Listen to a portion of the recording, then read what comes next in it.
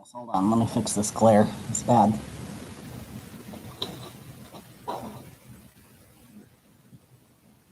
There, I think that's a little better.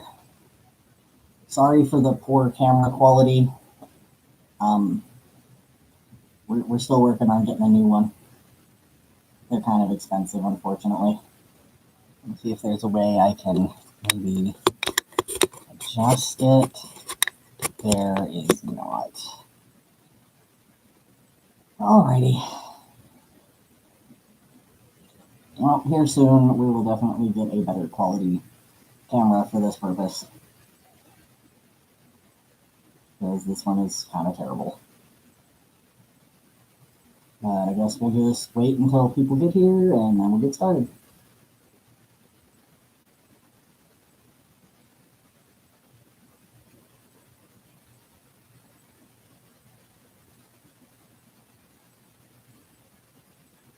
Yeah. Maybe one of these days we can figure out. Oh, hello.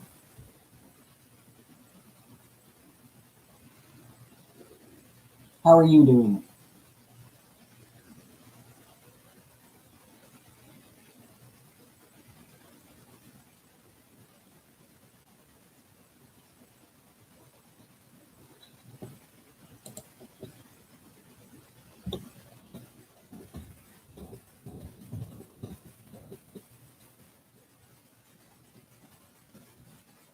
You're in school.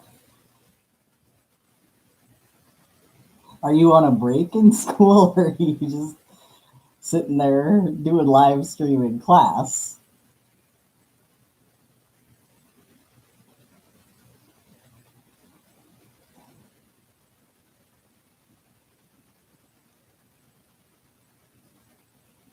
Because it says hi and then I'm doing okay in school, lol. So are you in school, like in class, or are you on a break or something? I would think most schools would be lunchtime about now, depending on what type of school you're in. You're in class. Oh goodness. I hope you don't get in trouble with whoever's teaching the class. Wouldn't want to be the cause of that. That would be no good.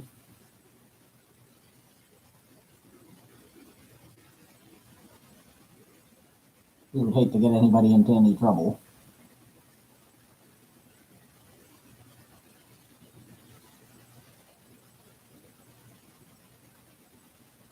Weather System says, it's so good to see you guys back. Aw, thank you.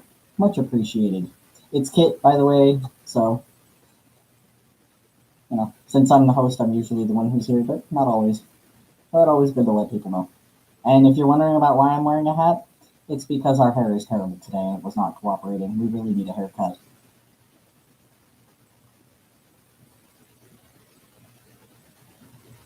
And we need a better live stream camera because this one is terrible. We're still trying to figure out how to get our GoPro to work as a live stream camera, but it doesn't seem to want to.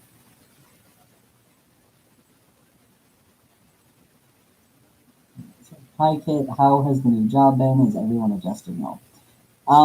Well, unfortunately we ended up having to resign from the job that we were in because of scheduling issues. We were working different shifts every day with different sets of shifts every week. Sometimes we were working 8 days without any days off. We never knew when we were going to have a day off. And everything was just so haphazard. It was not a good fit because, we have to be able to make therapy appointments. We have to be able to have time with family. It just didn't end up being a good fit. That, and unfortunately, the work environment was less than stellar.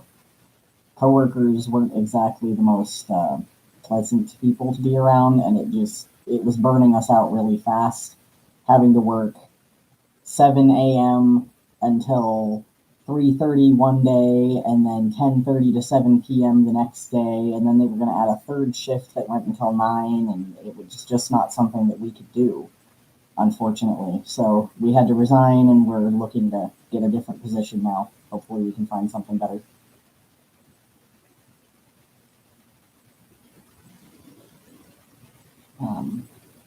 Shelby Cotton says it's my finance class. We're just sitting here bored because we aren't doing anything. Oh, okay. Well, as long as you're not going to get in trouble. I'm really sorry. Hopefully you'll be able to find a better fit eventually. Yeah, it sucks because, we're consistently having to remind ourselves that it's not a failure to say this isn't a good fit, that it's okay to be like, hey, this wasn't working for us and our mental health is more important, and we need to take care of ourselves first. That's hard for us sometimes to do, especially with the way society inundates you with these messages that it's so important to have a job, and it's so important to not leave a job unless you absolutely have to, and all of that. We've been struggling a bit with it, but we're working past it. But we definitely hope we find a better fit soon, because it was nice having a job. It just wasn't a good fit as a job. Because I can't work completely different shifts every day and be able to take care of the things I need to at home, and none of the rest of us have time to do anything but work in that kind of a situation, and it just wasn't working out. Exactly. Remember, you don't build a wall in a day, you lay it down brick by brick, and eventually you will have a wall. Very true. This is very true. Yeah, it's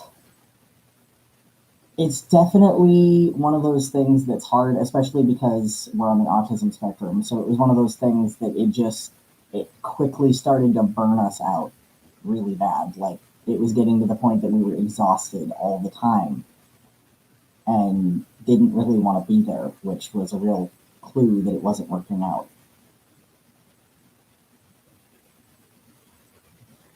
Mental and physical health comes first before anything. That's what we tell ourselves every day. Very true. This is very true. And it's one of those messages that you want to have everybody grasp 100%, and you want it to be the thing that you believe deep down in your core, but sometimes it's hard. Sometimes it's hard to get past those negative internalized messages. But, that's what therapy is for, and continuing to use positive affirmations. And we're really glad that other people are doing these things and using these affirmations and helping themselves to build up that self-care. It's really important.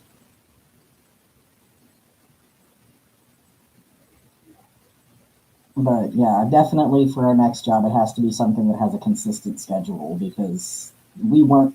The other problem was that we were told we would be working a consistent schedule with the occasional later shift or weekends, but that's not what ended up happening. We ended up working completely different shifts every day, and then completely different sets of shifts every week. So it was not what they had said it would be.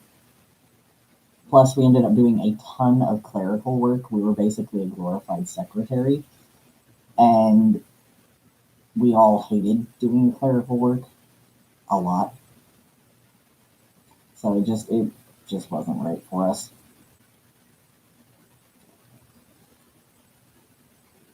Our system has recently started working towards full integration. It's going to be a long process, but it's going to be totally worth it in the end. Hey, good for you guys. We fully support anybody's healing journey, whether it looks like ours or whether it's different.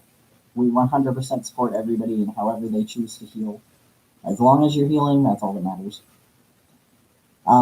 For us, we've chosen to focus on functional multiplicity, especially because of how large our system is.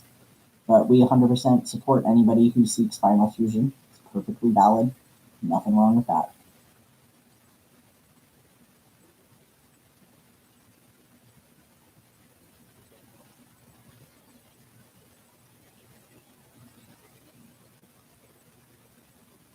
Oh, and something interesting, we've actually recently had a couple of developments. Like, one of the younger people in our system who hadn't spoken much to anyone outside has started communicating more with people in support groups and things who are safe to talk to. And we actually met a couple of other people that I had not met before, so that was interesting. and met a new youngest person in our system, because before the youngest person in our system was 3 and now our youngest person is 2. So that was definitely interesting. In fact, she ends up sitting semi co-conscious pretty much at all times with me because she doesn't like to be separated from me because I'm the one who rescued her from the scary dark place she was in. So she likes to sit with me, but of course, if it's something that's not appropriate for her to see, we just block that off and she just stays there knowing that I'm not going anywhere. That whatever it is just isn't appropriate for her to participate in.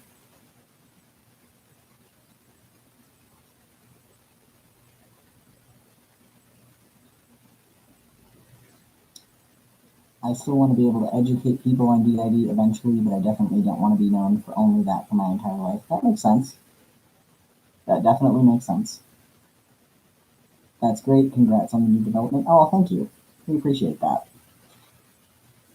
Yeah, it was definitely a big step. Because the one younger person who'd started speaking um, to people outside for the first time ever, they'd been carrying around a lot of hurt and a lot of big feelings that they weren't really sure what to do with, and being able to talk them out with other people who get it really helped. So that was really beneficial for them and for the rest of us, because anything that helps one of us tends to help us all because it improves our system relationships and it improves how well we function, all of that good stuff. But it was also really nice to see them be able to let go of some of that hurt, because it's always hard to see somebody hurting, especially when they're so young, because this particular member slides between the ages of 3 and 4, so it's really hard to see somebody that young hurting so bad. Your system gives us a lot of hope for having a future with our boyfriend and having kids with him. Thank you for that. Aw, that's so awesome. I'm glad to hear that. You're very welcome.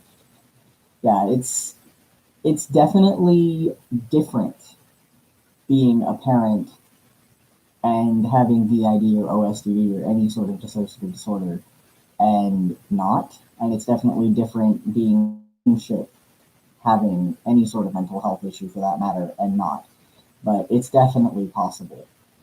As long as, you're aware of what you need to do to be healing and the relationship is healthy, then things should be just fine.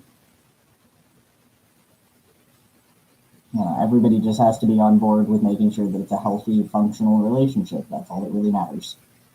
Of course, that's the most important thing in any relationship, whether you have mental health issues or not. It's definitely got to be healthy.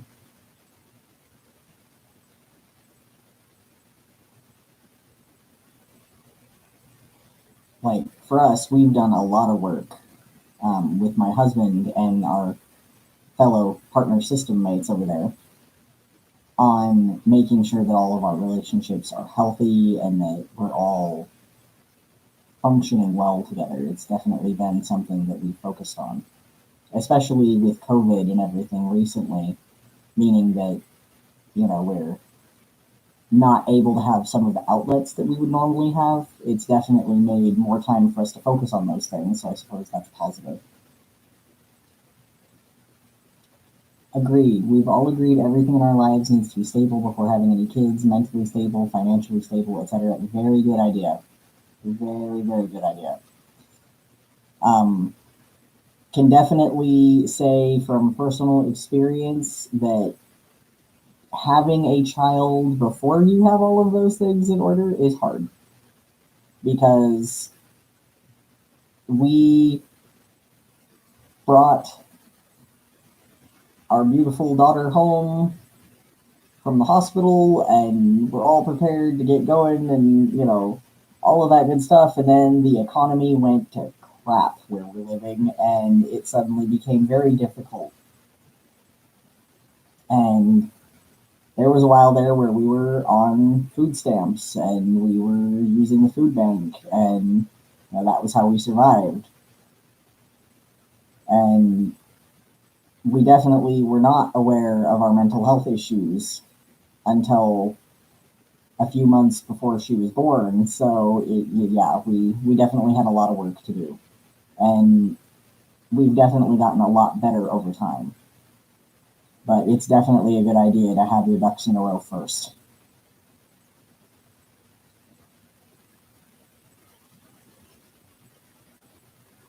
Hola, saludos de España. Hola, hablo un pequeño español.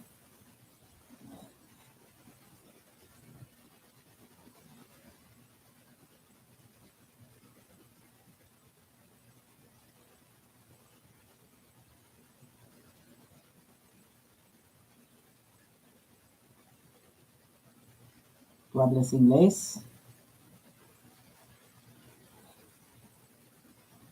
A little English, okay. Perfecto.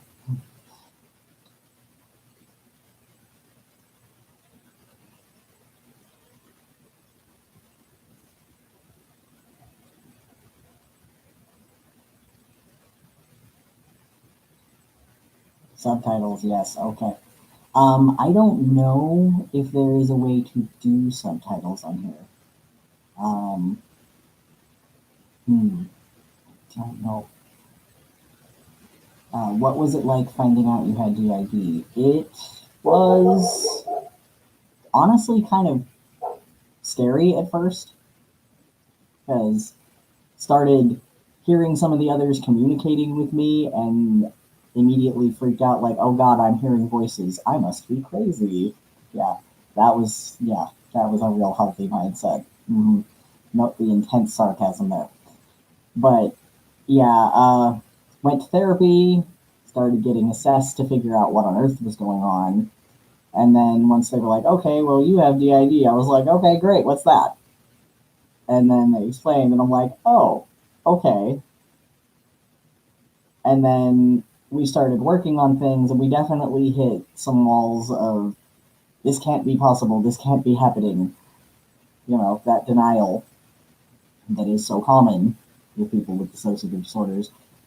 But over time, it got easier to get through denial. Even now, we sometimes hit denial issues where somebody's like, no, there's no way that I'm part of a system. I'm just a separate person, and, you know, I have nothing to do with this body. And yeah, it's hard.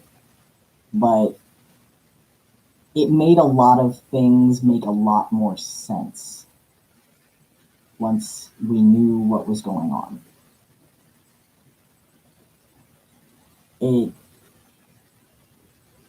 put a lot of pieces together that we've been wondering about for a very, very long time. Like, you know, why I'm so forgetful. And, you know, the reality was that I was just losing time. It wasn't necessarily just forgetfulness. I mean, some of it is. Some of it is memory issues that go along with DID, but some of it was just not knowing what was going on because I'd lost a chunk of time, sometimes years at a time.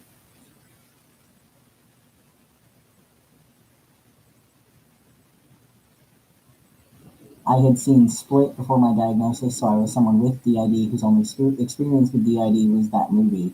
Thank God after my diagnosis I did research. Oh yeah, that's definitely good that you did research because Split was not accurate. I mean, for us, we felt that it was a cinematically interesting movie, but it was also very stigmatizing, and we felt that they could have done a way better job of portraying DID without making it out to be that there has to be a monster in the system, because that's not really how that works. It's very, very rare that anyone with DID is ever violent towards anyone other than their own body. So, I really wish horror movies would stop with that trope. That would be really nice. But it's definitely good that you did research. It's very important to understand what's going on when you get a diagnosis because you want to know what's happening. And getting your information from poorly done media representations is not really advisable, definitely. Lucidity, hi, I enjoy your videos and always wish you the best. Oh, hi, thank you. Much appreciated. Have you seen United States of Terra? I recently started watching it and it's way more accurate than Split.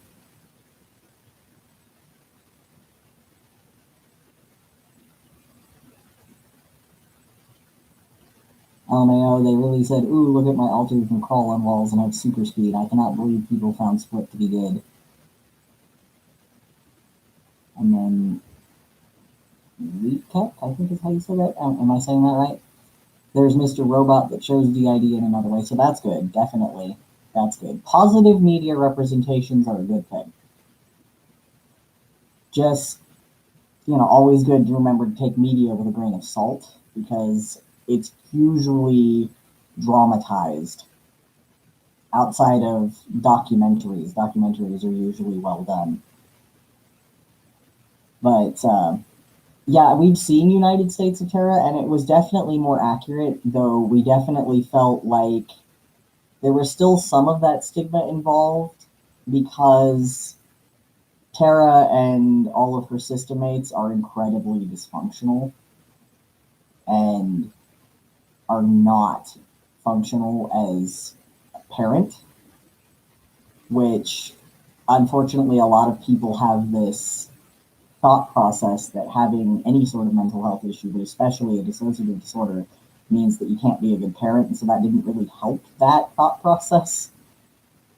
A lot of people still think that more severe mental health issues means that you shouldn't be a parent, which is really untrue because everyone's different. Some people can handle being a parent just fine, other people can't, whether you have mental health issues or not.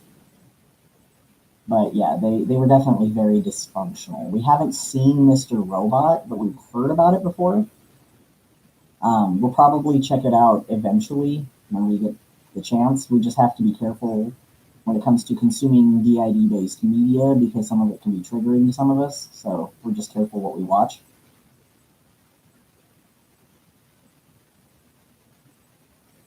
Some DIDers describe Terra as a guilty pleasure. Yeah, I mean, there's nothing wrong with enjoying media for the sake of enjoying media, whether it's about DID or anything else. There's nothing wrong with that. As long as you're enjoying it in a healthy way and you're not using it to re-traumatize yourself or to harm yourself in any way, nothing wrong with that. It's just definitely not the most positive representation, unfortunately. And that means that people who don't really know what DID is or don't know a lot about it can get some very unfortunate messages.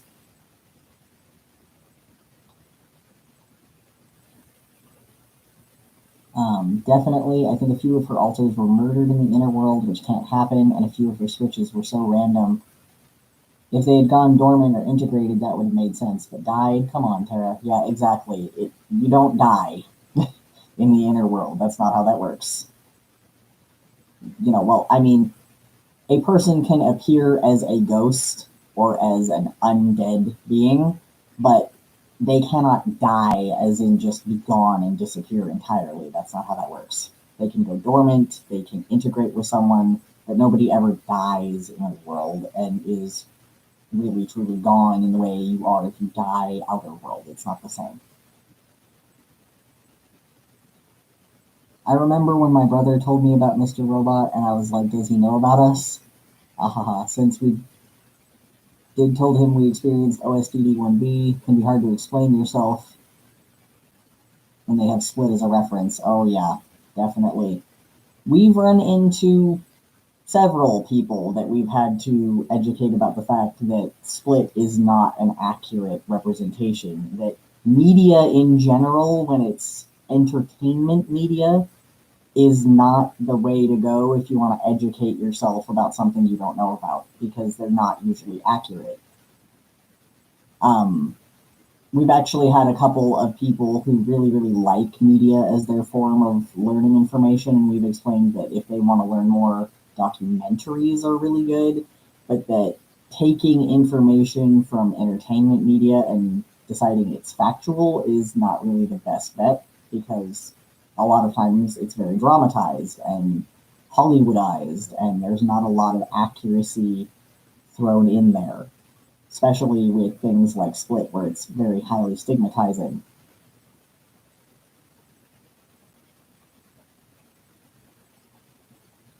I find it so interesting we can't die, though. Like, in our inner world, we can get sick or cold or anything else, but dying is the one thing we can't do. How weird. We are so much more covert as well. Yes, that's another thing too, is that a lot of people don't realize that.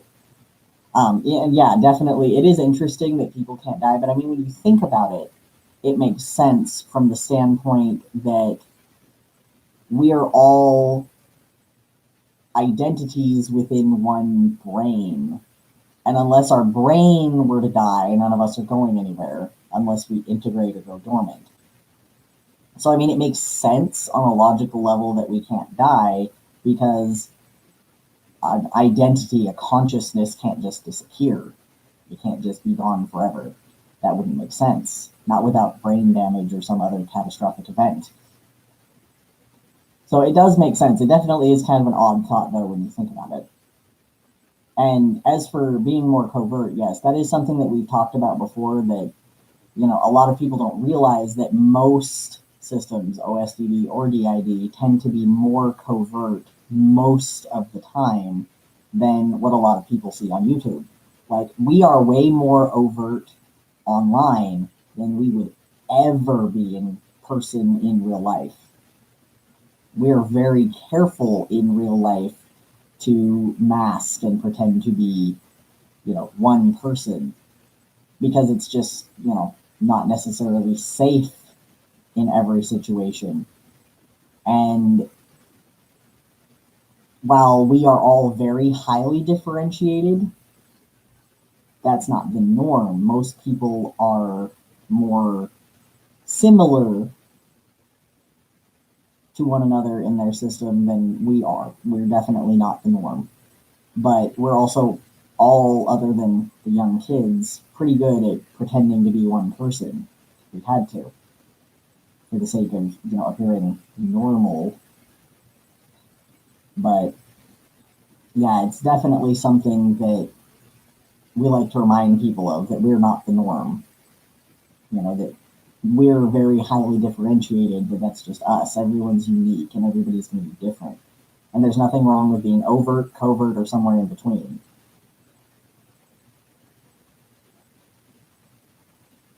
True, just ever since I found out about my DID and started learning about it, the most interesting thing to me is the inner world's limits, which there are not a lot of. Yeah, it is very interesting. It's one of the things that we've noticed too, is that for us, inner world, there are a lot of things that we're not limited by. Like, we can just create a space or a new building or something just like that. We don't have to try all that hard. We don't have to go through the physical effort of building like you would in real life out here in the world. But we are limited by certain things, like nobody can die, nobody can kill anybody else or really do anybody any severe harm other than potentially themselves, which we've worked really hard on helping people not to do that. And there's a couple other things that, we have gravity, all that kind of stuff. But it is very interesting to figure out what the limits are and where they begin and where they end, because they can be very, very different from the outside world. It's definitely one of those things that's very complex. And not everybody has an inner world, of course, but for people who do, they tend to not necessarily follow the same rules as the outer world. It's just so crazy what the brain can do, like create entire skyscrapers and universes and create either a copy of the outside world or something insanely different. This is very true. I mean, the way that we've always looked at it is, it's kind of like, think about when you read a book. When you read a book, you're able to imagine in your mind this whole world, even if it's never existed in real life, even if it's a completely insane landscape, unfathomable to your brain on normal circumstances. With the right description, you can see it in your mind. So we kind of figure that inner worlds are kind of an extension of that ability of the brain to imagine something incredibly complex and create it. Like when we dream and we have incredibly detailed, interesting dreams, because we tend to. It seems like it's an extension of that. I mean, other people may have different experiences. Obviously, that's just our experience. But it is definitely very interesting that there is so much that the brain can do. And we're still learning everything that the brain can do. We really still don't 100% understand everything the brain is capable of. Scientists are still trying to figure all of that out. So it'll be interesting to see, in the decades that follow, what more they learn. Because maybe someday they will have an explanation for why some people have an inner world and some people don't. Maybe they'll actually have a neurological explanation of why that happens. Because it would be certainly interesting to know. Because for us, our inner world has existed as long as I can remember, since I started existing as an individual in our system. So, yeah, I mean, it was way smaller back then, but it's always been there to my knowledge. So it's definitely interesting to think about why some people have it and some people don't.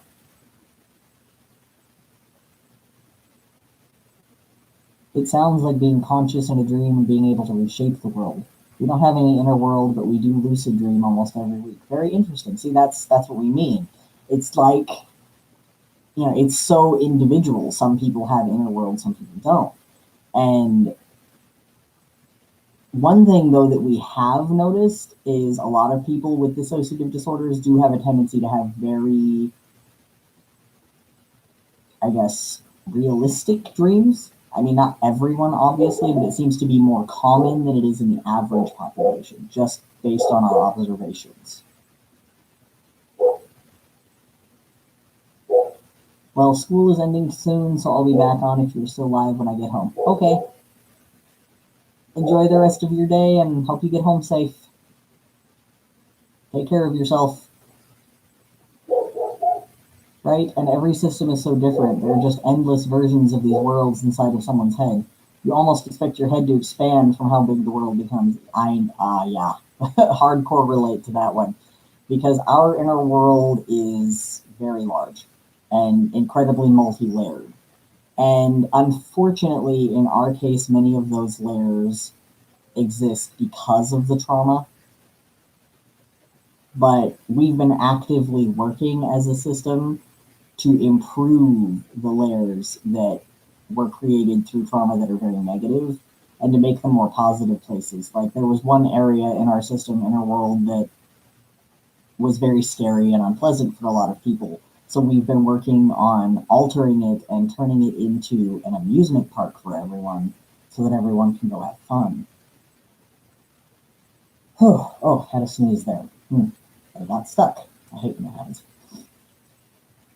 But yeah, we've been working on creating an amusement park out of what used to be something very scary. We tried to take anything that was really negative for us and try to find some sort of way to create positives from those negatives. It just helps us to cope. We had a friend who had an alter that deleted their inner world and they lost it. Interesting. I've not heard of that before. That's very interesting. I wonder how that works. I mean, it makes sense from the standpoint that if your mind can create something, it can take something away in terms of, a structure.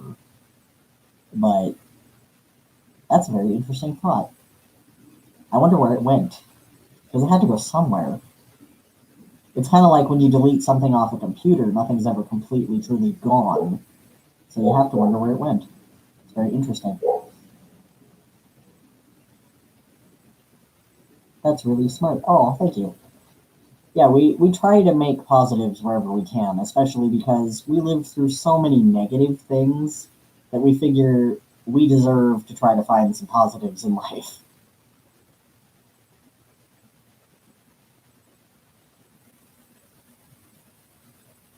They explained it as their alter changing it from houses and everything else to endless space. Like they still had it, but you couldn't see or feel it.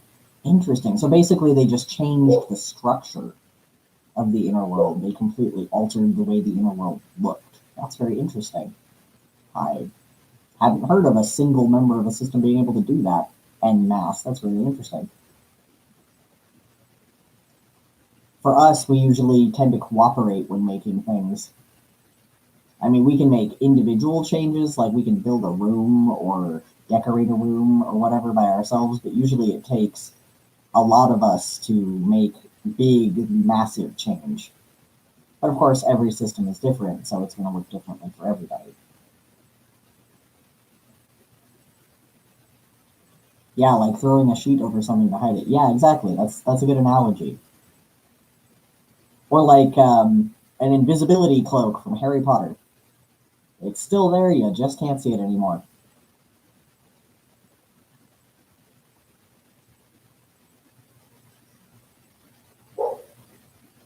Yeah, inner worlds are definitely one of those things that we've always found to be really interesting because people can have inner worlds that are very small and very standard and very much related to the outside world, or they can have fantastical, gigantic inner worlds. And from what we have seen, I mean, we obviously cannot say for sure. Hold on, is it just? We obviously cannot say for sure that this is fact, but this is just based on our observation. We've noticed that larger systems and systems who spent a lot of time on their own or were otherwise more isolated have a tendency to have more in-depth inner worlds. That's just something we've noticed. And of course, tend being the key word there. We have everyone put in suggestions or requests, then the gatekeeper and internal self-helpers get together and decide if it's something necessary. Oh, that's pretty cool.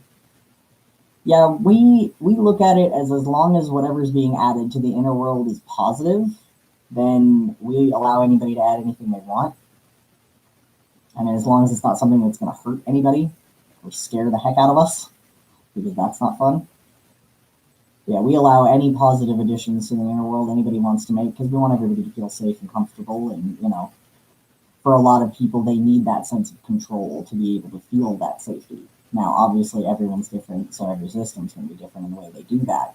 But that's actually something we've been working really hard on in therapy lately is being able to find safety and feel safety in and of itself on our own, in our own body, by ourselves, not even necessarily with other people.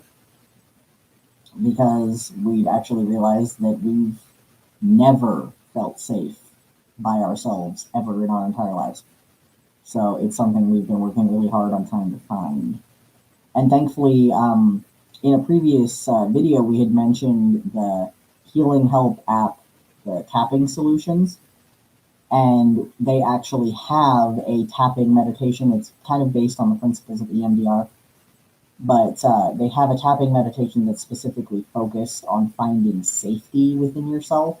And so that's something we've been doing to try to help build up that feeling of safety and reduce our hypervigilance and PTSD triggers and, you know, complex PTSD reactions and all of that.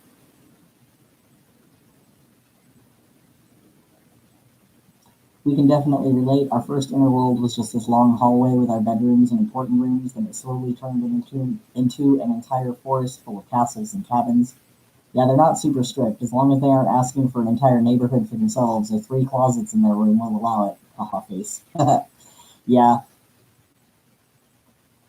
We've pretty much built one gigantic house in what we call our front layer for everybody to kind of live in together. And then we have schools and buildings and places to go and do things that are staffed, run by, you know, what a lot of people term as NPCs, which we're not really sure why we have them. They just exist. It seems like they're there to fill in space in the world, to make it seem less lonely, I guess. I don't know. I mean, not that we would ever really get lonely. There's so many of us. But to make it seem more full, I don't know. We've never quite figured out why the NPCs exist for us. They just do. But our other layers are definitely very, very different. They tend to be more isolated and very specific in the way that they look. So we've been working on slowly but surely modifying the layers that people are willing to allow to be modified who live there, obviously, because, we're going to get all their permission first. But yeah, we've actually worked really hard on turning the one area that we called the Dark Castle into a nice amusement park for everybody, because all of the kids who were taught to execute certain behaviors by our abusers, specifically early days programming, but they were taught to do these things. They were all kept there, and they really wanted to be able to recreate that area to be a nice place instead of just a scary bad place.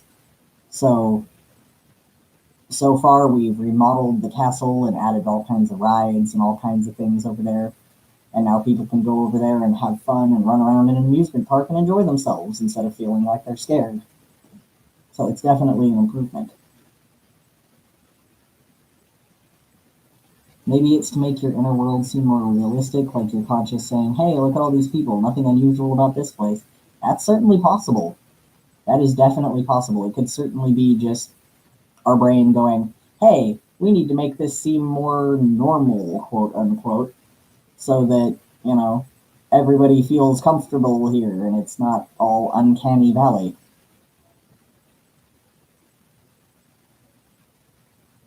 So that's definitely a possibility.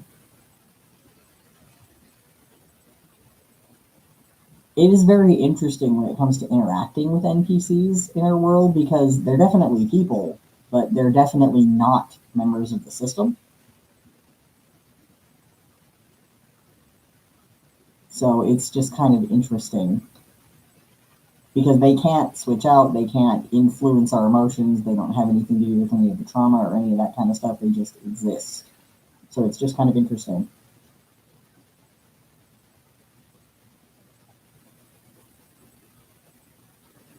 Almost like a way to make it easier to adjust in there. Exactly, yeah, definitely. Especially because a lot of the NPCs that we run into are like teachers or coworkers of people or classmates or family members for people who have alternate histories. So I think it's just kind of a way to make everything make sense, maybe?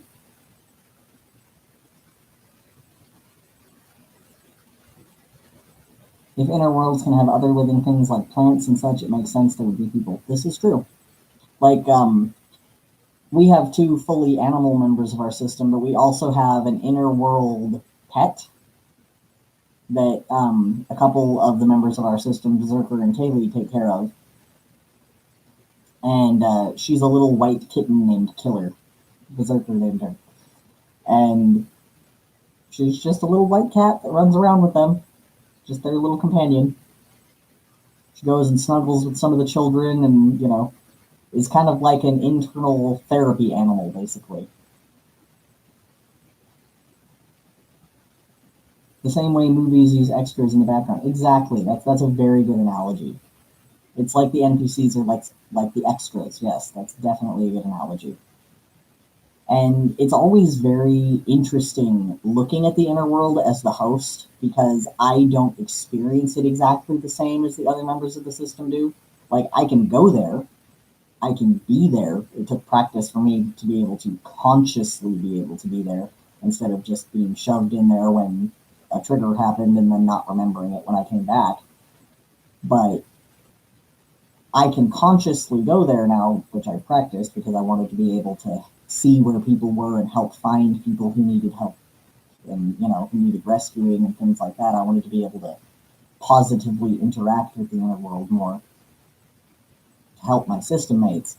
But it's interesting because I can't live there like they can. I can't stay there. And to me, it definitely feels real when I'm in it, but it feels very different from the outer world. Whereas for the others, to them, inner world, outer world, it feels pretty much the same when they're in it. It feels just as real when they're in the inner world as when they're in the outer world. When they're in the inner world, the outer world feels like this, unreal dream-like thing out there. And when they're in the outer world, the inner world feels like this unreal dream-like thing. but whichever one they're in feels 100% real for them in a way that it doesn't for me. And it's definitely interesting, especially because I've learned that, there were definitely periods of time when I was not the host throughout our life.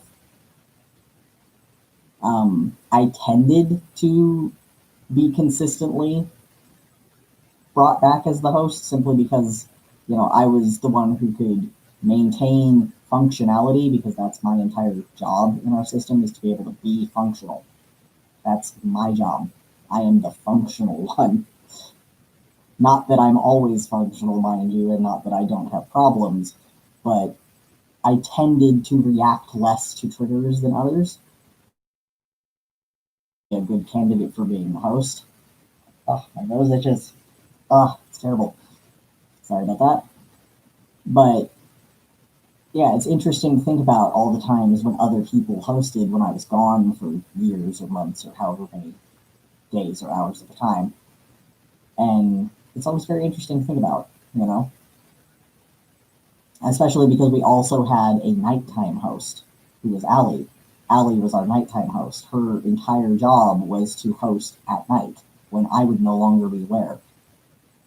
So it was very divided for a very, very long time. Thankfully, with therapy, we've gotten better at co-consciousness and cooperating, but it was definitely very, very divided for a long, long time.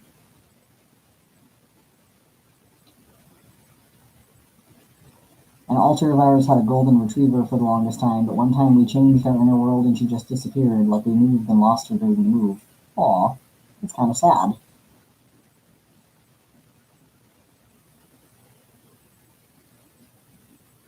Maybe someday she'll come back.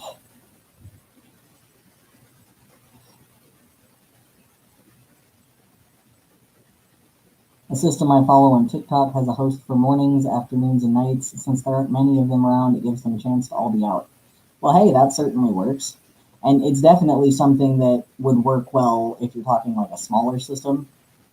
That would definitely work for anybody who is willing to do that. For us, not so much, because there's so many of us. There isn't enough time in a day for everybody to be able to be out. And there are a lot of people who don't come out very often just because they don't want to. They only come out if they feel they need to. And there are a lot of people in our system too who their entire job in our system is to take care of things inside. So they don't tend to come out often either. Not that they can't, they're perfectly capable of doing it, they just don't want to. But there's definitely a group of us who come out more often than others. And that group has gotten larger over time as people have become more comfortable being in the outer world and seeing that the outer world is safe now for us. More people have been like, hey, I want to be a part of that. So it's definitely something that has evolved.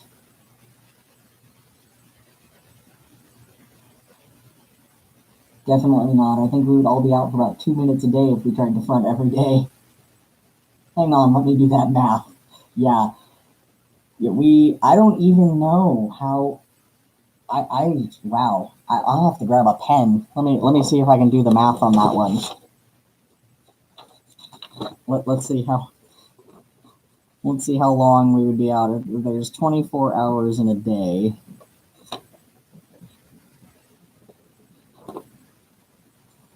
Let's move it into minutes because it'd be easier. So there's 60 minutes in an hour.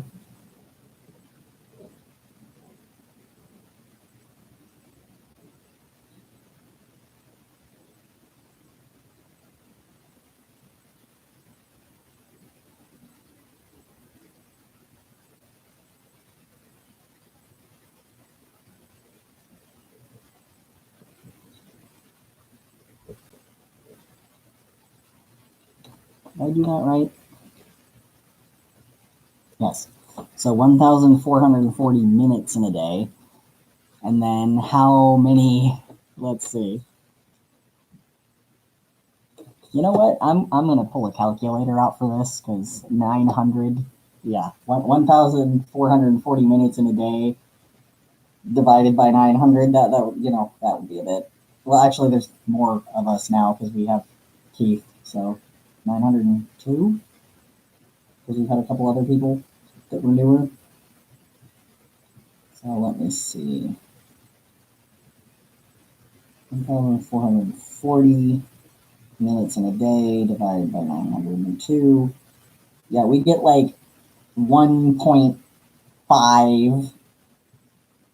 We'll call it 1.6, just to round it up. Be 1.6 minutes a day for each of us. That would be insane. We would never get anything done.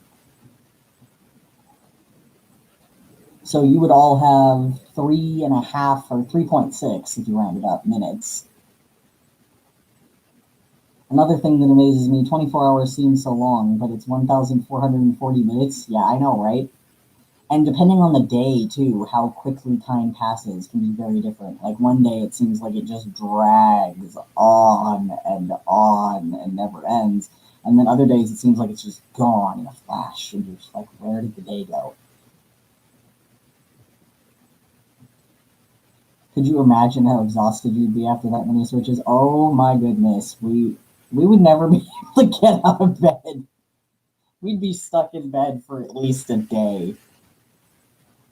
We would be so tired. I mean, last night, for instance, myself and the younger sister member who just recently started reaching out for support in support groups, we were switching back and forth because there was stuff that I wanted to say, and people were responding to a message that I had posted, and then they had posted a message, and people were responding to their message, and they wanted to come reply to their message too. So we went back and forth, 3 or 4 times. And even after just doing that for like 20 minutes, we were exhausted. It was like so much brain exhaustion, needs sleep. Yeah, switching a lot is very exhausting for us. It's why rapid switching is not something we enjoy. And thankfully, it doesn't happen as often as it used to. But oh my goodness, so exhausting. I think we would go into catatonia. Yeah, we probably would too eventually after that many people. My goodness. Because of all 902 plus or minus however many, because I know it's at least 902 at this point because there've been new people, but yeah, we,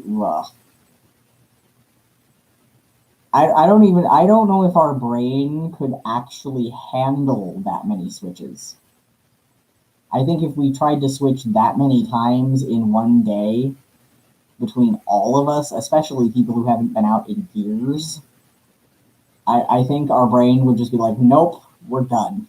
And it would just stop. I think we would just be completely catatonic for the rest of the day. We would just be like, no, can't function anymore. Brain needs to shut down. It's like a computer needing to take a rest.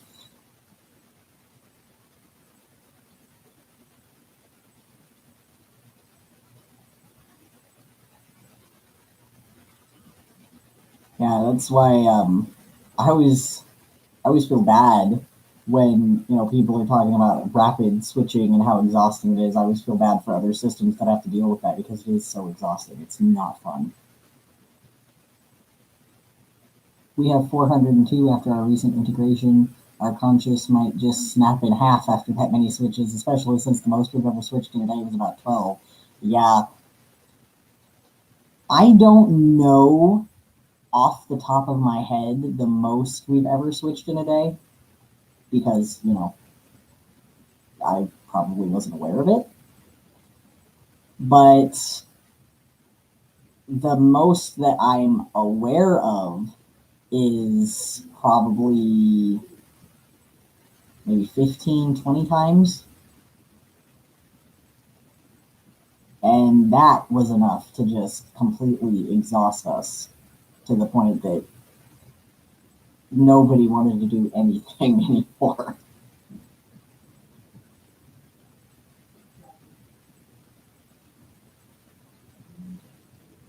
But yeah, that would just be a lot. It would be way too much.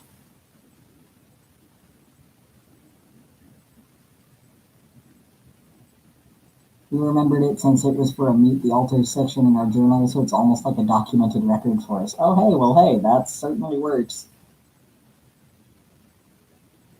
We've definitely journaled a lot back and forth, and different people have definitely done that, but we've never done one where we actually all sat down and said hi to each other. Probably because that would get out of hand very quickly. I don't think there are enough pages in a notebook for that. But we've definitely had times when entire groups of people would say hi in like online support groups and things like that, where like there was one group that they had a section specifically for teen members of the system. So the majority of our teenagers were like, hey, I want to say hi. So they all went over and said hello. But yeah, get that would get to be a lot quick. We learned that the hard way. Now we have a binder so we won't run out of paper. Ah, yes. We end up just having a lot of notebooks. Like, I think we have probably 10 or 11 of them stored in various places in our house. And we've got two new ones that we've been writing in, which we've done a lot of our therapy stuff in too. And one of them is about, I'd say, maybe a quarter to a half full. And then the other one we've just started in. So there's not a lot in that one. But yeah, we definitely tend to go through notebooks pretty quickly. We should take up stock in notebooks. I've been a notebook hoarder since my fan fiction author phase, so I still have dozens just lying around. Oh, hey, I wrote fan fiction. Actually, a lot of us like to write. A lot of us have written a lot of things, like stories and things like that. I've actually found stories that I was like, oh, who wrote this? Definitely wasn't me, so I don't know who that was, but alright then. But yeah, definitely have written some fan fiction. Still actually like to read fan fiction. I've even found a couple of fanfics that are about stories that my daughter likes that are appropriate for kids that I've read with her. Like she really likes Dinotopia, and I found a few different Dinotopia fanfics that were kid appropriate that I read with her that she really liked. Fan fiction is actually really great, in my opinion and in a lot of our opinion, because there's just so much you can do with it, and it allows you to take characters you love and do something fun with them. And it's not so much pressure as it is to create original fiction necessarily. I'm so used to writing boyfriend scenarios and fan fiction that I can't write anything 100% original. It's so bad. Oh my goodness. Yeah, I've actually been working on an original novel that I've been working on for a couple years now. I'm about 2/3 of the way done with it in terms of the first draft. It's fairly long so far. It's it's going to be almost 100 pages, it looks like, when I'm done typing it out, and that's standard printer paper size pages. I have no idea what that would translate to in actual book pages. But then the whole editing process will be the fun slash hard part. So hoping we can finish that, because that's actually one of our goals, is to eventually be a published author. That's something that a lot of us have always wanted to do. And something we've actually considered doing is sitting down and doing like an anthology of short stories where everybody who's interested in writing one in our system sits down and writes their own short story based on some sort of central theme or something, so that they all kind of go together. And then everybody gets to write something. That's something we thought would be really fun.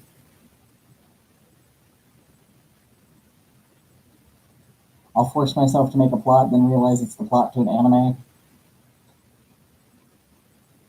That's awesome. Are you going to get it published or keep it for yourself? We're probably going to get it published once it's done, if we can get it published anyway. I mean, that depends entirely on whether or not somebody's willing to publish it. I mean, I suppose we could always self-publish, but that's expensive.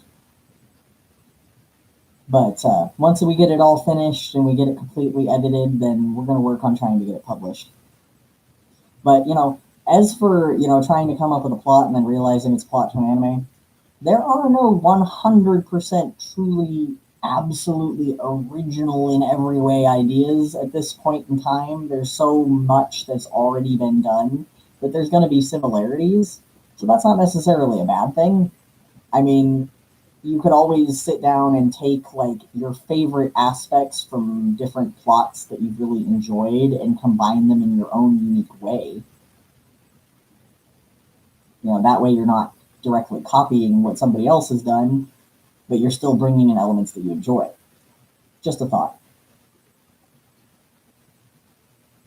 That's great. If you do get it published, I'll definitely try to get a copy. Aw, thank you. That's very appreciated. Yeah, it's a story, it's fiction, and it's a story about a young boy who is being hunted by a covert government agency because he was genetically created by them to be a super soldier. So it kind of draws a little bit on our personal experiences of trauma stuff while not being traumatic in its telling.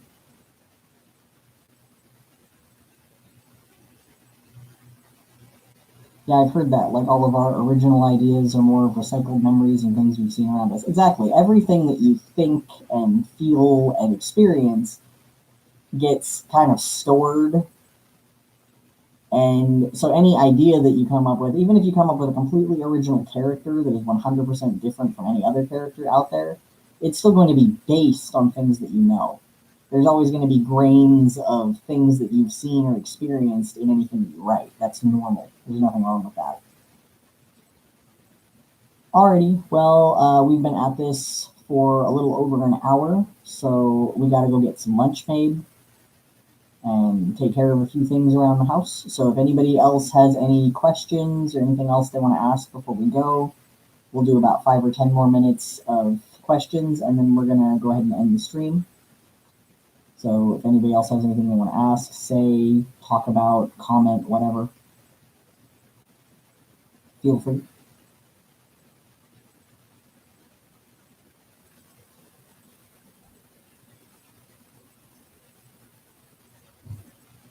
It was nice seeing you live again. Have a nice day. Oh, thank you. And we hope all of you guys have a great day and a great weekend. Hope you get to do lots of fun things, even with all of this pandemic stuff going on. We hope you find lots of positive things to do. And of course, remember that self-care. It's always important.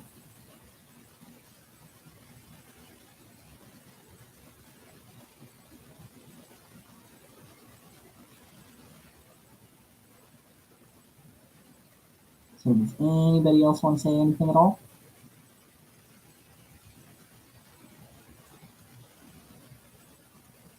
Because we're certainly happy to sit here for a couple more minutes and make sure, but no pressure. If you don't want to, you don't have to.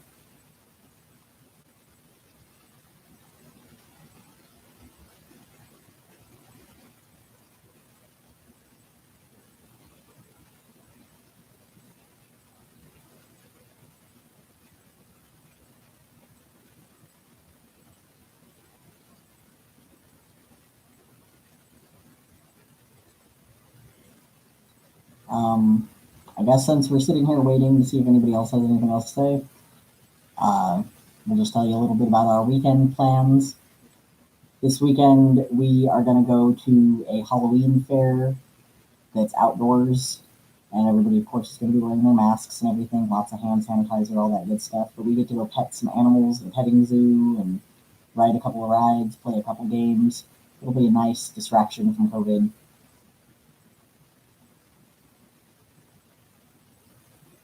And then we were going to make a couple of treats here at home, so that should be fun.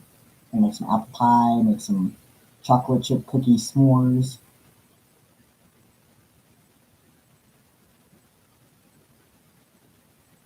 And, just try to make it a nice family time. Alrighty. Well, since it seems like everybody's pretty much dropping off, we will go ahead and end the stream here. Hope you all have a wonderful day, great weekend, take care of yourselves, and be safe.